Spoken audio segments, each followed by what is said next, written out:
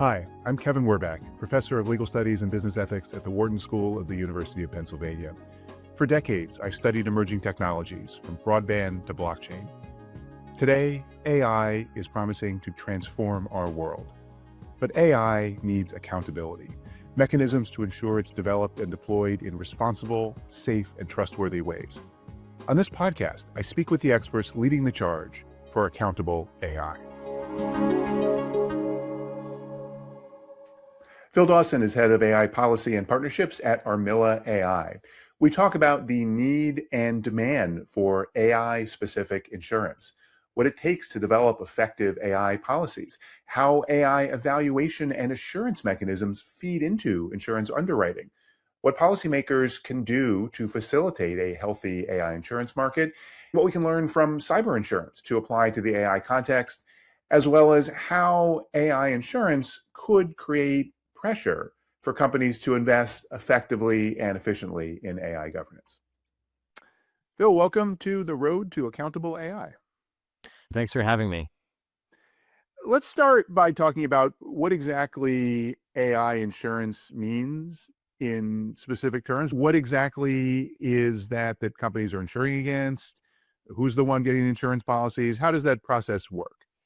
So AI insurance today, it's a new category of insurance, but it is still fairly heterogeneous. So people think of AI insurance when they hear the word as potentially being a standalone product, such as Armilla's. But there is an expectation in the market that other policies that make no reference whatsoever to AI are also covering AI risk, right? So that has kind of been the historical status quo. And now when we talk about AI insurance, typically we're meaning one of these standalone products like Armilla has a standalone insurance product that deals with AI risk and related claims. Firstly, that would mean let's talk about the insured asset, as you mentioned. For us at Armilla, how we think about the insured asset, that is the AI system or model or system of models. So effectively the AI powered application.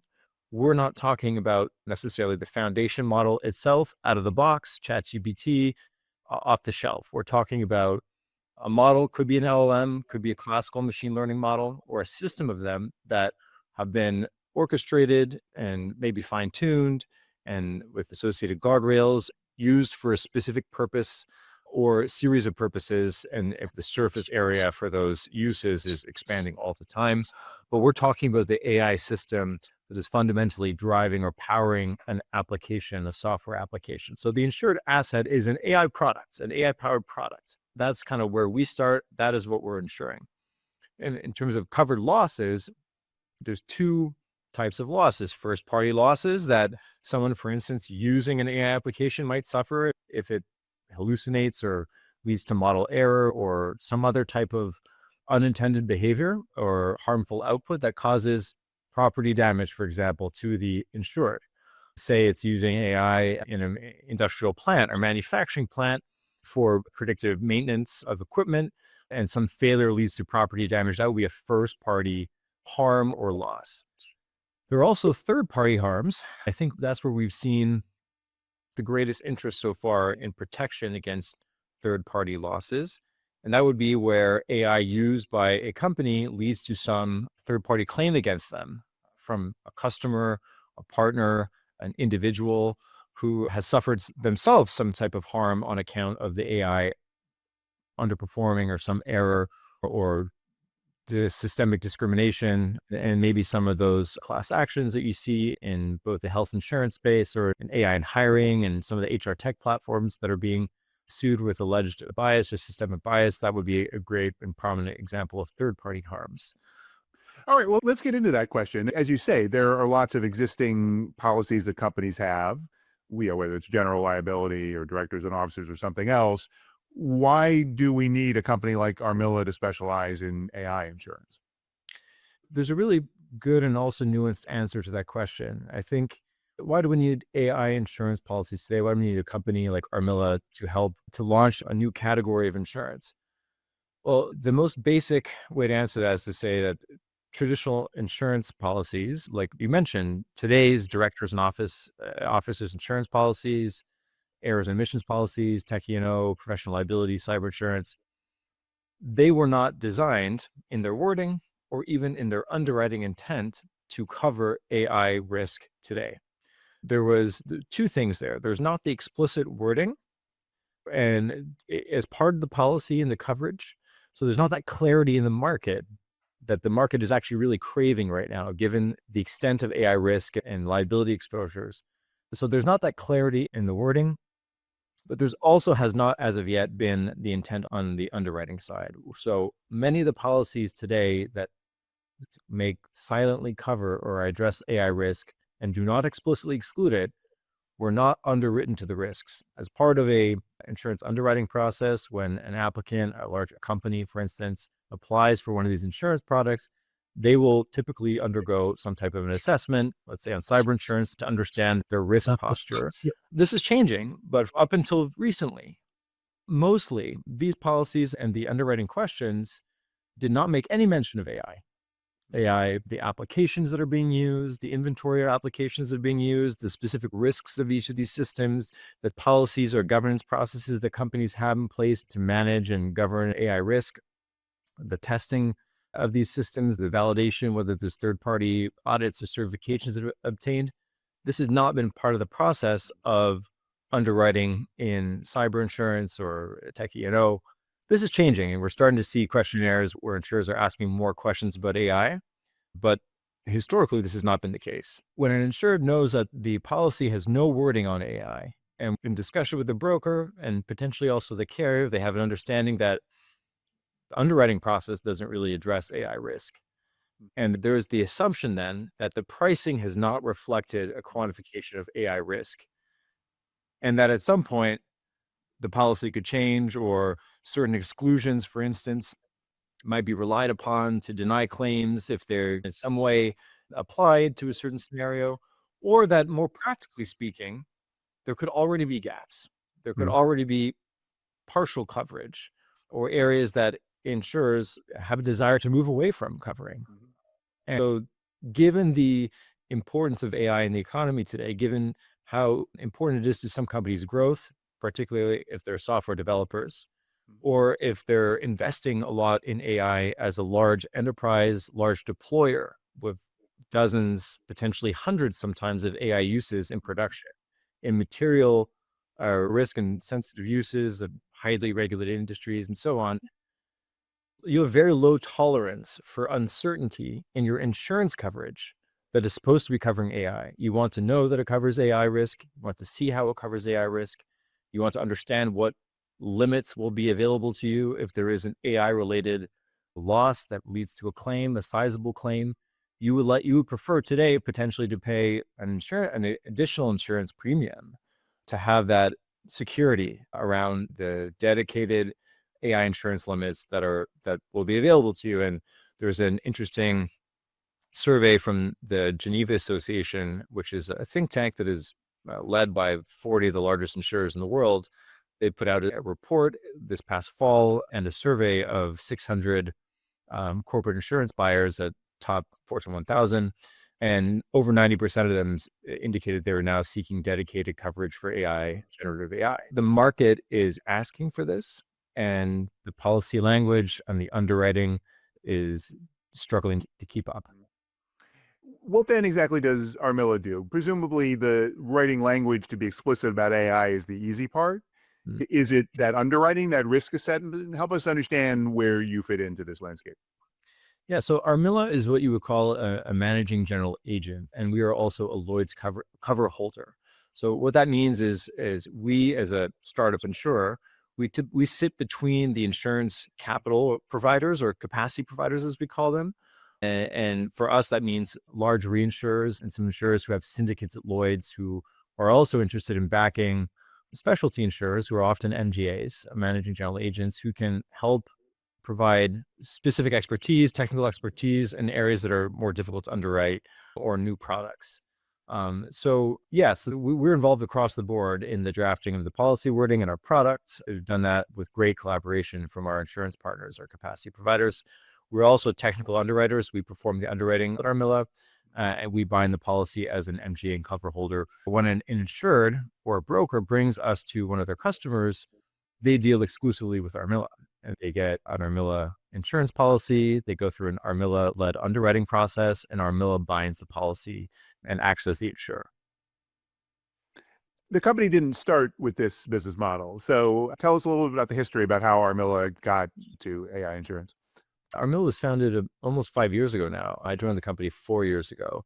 When the company was founded, I think the mission is stayed the same, but the business has evolved in search and support of that mission, really to build justified or evidence-based trust in artificial intelligence and ultimately help with adoption. So the company, when it was founded, was a SaaS company that was providing testing and validation tools to enterprise data science teams as a SaaS platform. And this is 5 years ago. The goal being to provide, as companies, particularly larger companies who are already expanding in the number of development projects that they were embarking upon, the idea was that they would need a standardized testing toolkit to be able to, for efficiency reasons, and then also to more comprehensively have access to the most comprehensive toolkit for testing. So that was the original company business model. But very quickly after launching the company, we saw an opportunity in the insurance market, having discussions with reinsurers such as Swiss Re, who were already looking into the potential challenges emanating from silent AI coverage, or at least the AI coverage that was there in insurance policies, but silently addressed. They were looking at this already and trying to understand, and they've written some very helpful reports on this over the last several years, trying to understand what the impacts could be for the industry itself and potentially for insurers to the extent that there were gaps in coverage or the need for new products to address new market requirements for AI. We thought that this would be a potentially enormous opportunity and had established some excellent partnerships, including with Swiss Re and other partners, Greenlight Re, others who we're still working with today. And the first product that we launched was a performance guarantee, addressing the problem of not only a need for third-party validation of AI model performance metrics, but more than that, some coverage in the event that they underperformed with respect to the KPIs that are often stipulated in the service level agreement, the SLA. That was our first product. And even all the while, we were working towards launching this liability insurance product that came out last May. As I said, the mission to build trust in AI has remained. The business itself has evolved. We performed dozens of audits and assessments of applications and in highly regulated contexts in HR and financial services and insurance, customer service chatbots. All of this helped us build up the scalable evaluation capabilities that we need for underwriting, as well as our own proprietary AI risk data on the understanding we developed and the data on how models fail, how robust and the robustness requirements of AI systems, the probability of failure in different scenarios. And yet we noticed that still companies, after we had provided them reports on how well models performed or potentially underperformed, they became fundamentally more concerned about the risk and exposure of these systems. They understood the limitations and the bounds of the performance. So we just saw insurance increasingly as we embarked on this journey. We saw insurance as a catalyst for trust, as a financial incentive for continuous improvement in safety and better testing practices. It became more and more clear that insurance would provide a new incentive for companies to invest in the practices and the tooling and really the requirements to build and deploy safe, responsible AI. But for insurance to be that catalyst for trust, there has to be enough clarity about causation. There has to be enough information out there, both for the insureds and for a company like Armilla. And there needs to be some understanding about what are the kinds of practices that a firm can and should be doing and how they might affect the risk. Are you able to address all of those issues in the current environment? Yes and no. And I think many of them are definitely works in process. You mentioned the idea of causation, and in some ways that also brings in lack of clarity or poor clarity on liability regimes related to AI. Yes, I think the area that with more clarification of the liability regime, for instance, or if there was a clear standard by which a responsible conduct could be measured against, that would bring a lot of clarity to us as an insurer. But for the time being, it's something that we're having to look at on both sides as both parties are concerned about liability, unclear about necessarily where it lies, and interested in exploring insurance coverage. Your job specifically at Armilla is head of policy. What exactly does that entail, and why does an insurance company need someone focused on policy issues? Yeah, my title is head of AI policy partnerships. In some ways, a head of policy title is a little bit of a legacy title from Armilla's origins. And when we were launching our SaaS platform and providing third party assurance, there was always a need for someone to continue to follow, shape, participate in the public policy conversation on AI governance, and ultimately nurture expertise on AI regulations, AI standards, AI risk management frameworks. And that has been my career for almost 10 years. So my first roles in AI policy were 2017, 2018 at companies that were helping to draft the OECD AI principles. I've been part of the AI policy world for a number of years, and it became directly relevant to Armilla from a commercial standpoint as we were providing the tools to operationalize these policies and these risk management and governance frameworks. That was still true when we became a provider of AI assurance services and assessments and evaluations. Companies, our clients, were very interested in how we had constructed our assessments based on what frameworks, what standards, and were often looking for guidance in addition to our service on how they might adjust or develop their own responsible AI programs or AI governance programs. So there has been a kind of a need for Armilla to showcase leadership and maintain expertise in AI policy, governance, responsible AI, AI safety. And that has actually been true in insurance too. Are there things governments can be doing to facilitate the development of a healthy AI insurance market? Yes. And this is a question we get, I think, more and more frequently, including from state legislatures and lawmakers who are interested in better understanding all the ways that public policy or legislation could incentivize better practice beyond command and control regulations of prescriptive obligations. They want to understand how to activate the market and tap into market incentives for self-incentivizing behaviors, if we could put it that way.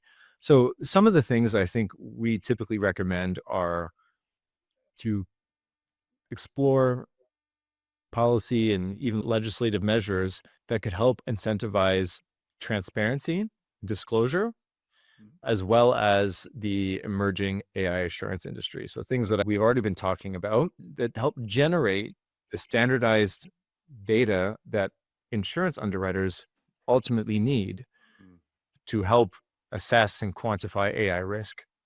And that's because today, one of the challenges of covering AI as an insurer is the absence of claims data, even proxies for claims data to build actuarial models and underwrite as underwriters would traditionally underwrite.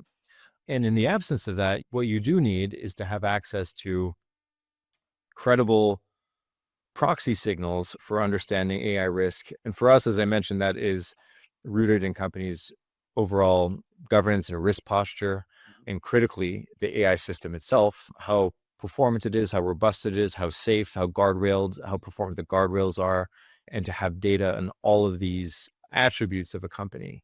So if policymakers, as they explore different policy initiatives or even legislation, regulation, if they can help incentivize companies to self-assess, to undergo third-party assessment, to explore things like safe harbors to incentivize disclosures and standardize what types of disclosures, both in terms of the substance and the manner in which they're provided, then we are beginning to have information that is readily available for underwriting, that is standard practice in the industry and not a special request from a specific underwriter, as an example. So if it becomes standard practice to both generate this data and to share it commonly with protections and incentives in place in law, then that can significantly enhance underwriters' ability to access the data they require to underwrite. Does that work given how fast AI is moving? You mentioned when you started, it was predictive machine learning was the primary thing companies are doing. Then generative AI and foundation models came along. Now, so many firms are deploying agentic systems, which have a different risk profile. So even if companies have to disclose, given the rapid speed of change, is it really possible to keep up and underwrite what they're actually doing today? So that's one of the core challenges, one of the many challenges of both assessing, assuring, evaluating AI systems, but also underwriting them today is just the pace of change, the speed at which companies are experimenting or relying upon multiple models as part of systems and updating them as models are updated. And it's extremely dynamic. But one of the things that Armilla does as part of its underwriting and conditions of binding policies, we have certain monitoring obligations that an insured would have. And other insurers who are looking at AI insurance as well are exploring this. It's a bit of a new construct in insurance to have continuing duties for policyholders.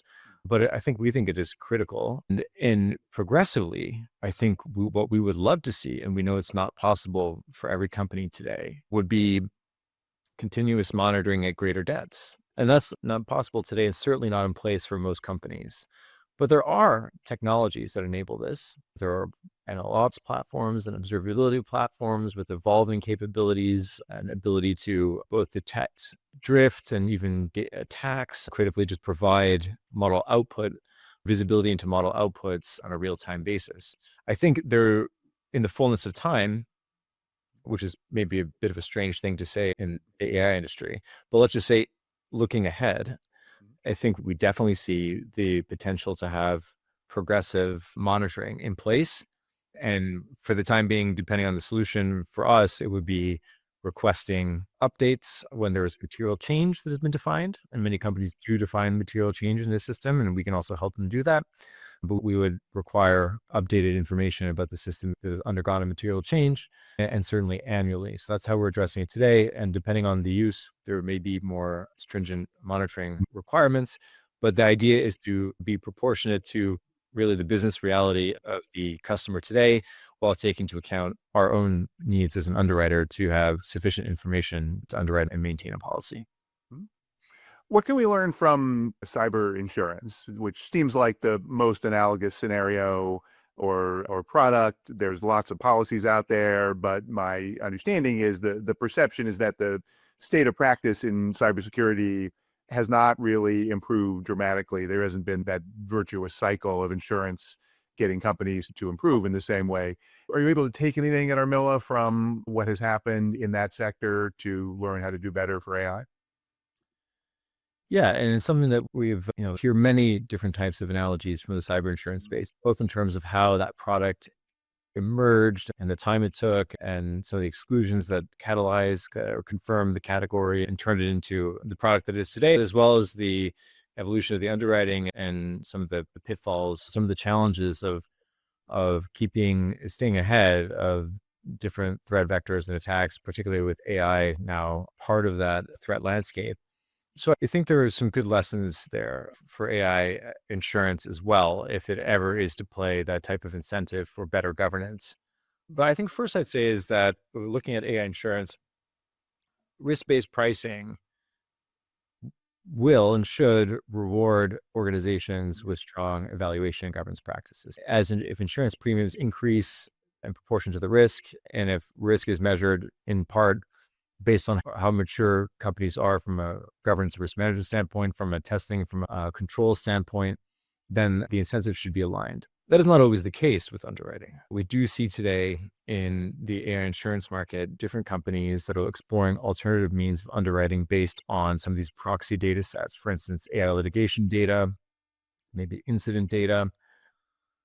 But I think the consensus is that those data sets are very limited today when it comes to underwriting AI risk. They can be used they're not sufficient as proxies. Mostly, it's kind of wild to think of them providing the foundations for underwriting. If you think of litigation data is looking at systems that are being litigated, many times those systems are And now we're trying to predict the risks of agentic systems or multi-agent systems that are just being developed now versus, the copyright and training data lawsuits that are filed against ChatGPT 1 or 2 years after it was launched. So I think there are cases today where you see underwriters whose approaches are not aligned with safety or governance practices or based on them, and therefore providing incentives for continuous improvement. They're looking at macro level risk signals that do not necessarily translate into system specific incentives for improving safety or risk posture. So it can go both ways. I think we definitely view our approach as helping to incentivize evaluations and incentivize improvements in safety, reduction of risk. And in part, that's explained by Armilla's journey towards underwriting. The second would be that insurers can also require coverage conditions. We mentioned a duty to monitor and potentially a duty to have a third-party assessment performed. There are different controls that an insurer can place or subjectivities that an insurer can require of an insured as part of binding the policy. So there's a quasi regulatory role that the insurer can play. We're ready to bind, but we're going to need to see these adjustments over the course of the policy period or at renewal, for instance, based on the new feature, material change in the application, or new deployment. I think another thing to take into account is that premiums should scale with deployment size at risk exposure. Some traditional underwriting process insurance products might look at some things like company revenue, and that would play a significant role as part of the pricing and amongst other factors. It's a little bit more challenging for artificial intelligence, where you can have very small providers who become successful very, very quickly, or land their first client, which is a Fortune 500 company that uses their HR AI hiring system at scale. So the exposure, the profile, a little bit different, and the premiums can and should take account of that, so that as a company grows, or depending on the type of deployment, the type of customer it has, the exposure profile is very, very different, and pricing should reflect that. So one thing we've done at Armilla is we've launched a partnership program that well-known AI GRC platforms or auditing companies, certification bodies, assessment providers into services that we can offer to our insured. So now we're investing time and support and helping to create for companies who don't have already this whole marketplace of technologies and services that can help them improve their posture. And of course, that makes them more ready to be underwritten by Armilla, but there's a role there for insurers in helping to improve the overall maturity of the industry as it begins to explore insurance and insurability. And beyond that, think of some of the things that we mentioned before, investing time in shaping industry standards and some of the research into areas around liability, for instance. These are things that we're doing at Armilla and that other insurers would naturally have an incentive to do as well to help build the market. It's a really exciting opportunity and fascinating to watch as you and others are trying to build this. We have to wrap up, but Phil, thanks so much for being part of this podcast. Thank you so much for asking me to be on the show today. This has been The Road to Accountable AI. If you like what you're hearing, please give us a good review and check out my Substack for more insights on AI accountability. Thank you for listening.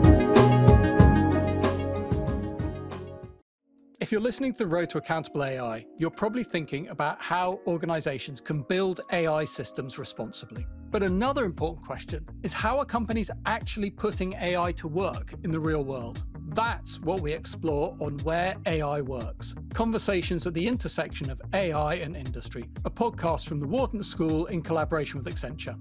Each episode brings together Wharton research and real-world case studies to examine how organizations are using AI to upskill their workforce, improve customer experiences, and transform how they operate. If you want practical insights into how AI is shaping business today, listen to Where AI Works wherever you get your podcasts. If you want to go deeper on AI governance, trust, and responsibility with me and other distinguished faculty of the world's top business school, sign up for the next cohort of Wharton's Strategies for Accountable AI online executive education program, featuring live interaction with faculty, expert interviews, and custom-designed asynchronous content. Join fellow business leaders to learn valuable skills you can put to work in your organization. Visit execed.wharton.upenn.edu/ACAI for full details. I hope to see you there.